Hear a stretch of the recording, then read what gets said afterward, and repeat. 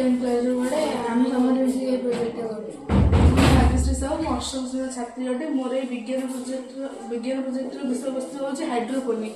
मो ना श्रीओम साइमन नायक मु 7th क्लास रे पढ़े मोर विषय वस्तु हूँ एरोपोनिक सिस्टम। मोर नाम वैष्णवी साहू षष्ठ श्रेणी छात्री अटे मोर विषय वस्तु हूँ बैक्टेरिया चाष।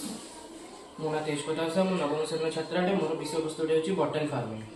आम जानू भारत एक कृषि प्रधान देश एठारे 145 कोटी अधिक लोक बास करती तेणु एत जनसंख्या होगा जो एठाकर कृषि भूमि परिमाण कमी कमी चलती तेणु आम केत प्रकार आधुनिक कृषि प्रणाली आवश्यकता रही जहाँद्वारा आम कम स्थान मृत्तिका और जल मध्यम अधिक उन्नत परिमाण चाष तैयारी तेणु आम समस्त मिसे प्रोजेक्ट प्रस्तुत करूँ जार विषय वस्तु हूँ जैविक और मिश्रित चाष प्रणाली।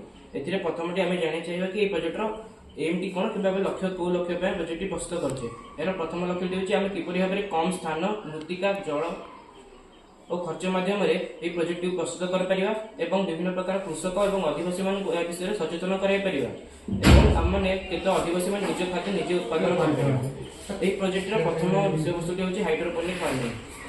हाइड्रोपोनिक फार्मिंग अंतर्गत आम देखा हाइड्रोपोनिक फार्मिंग कम मृत्तिका और जल माध्यम चाषटी कर चाष सीधा सड़क गचर मूल जल सिंचन कर जल गछटी तार पोषक तत्व पाई था जहाँफल आम मृत्तिका और जल संरक्षण कर चाष कर अधिक उन्नत परिमाण कृषि प्रणाली फसल उत्पादन कर।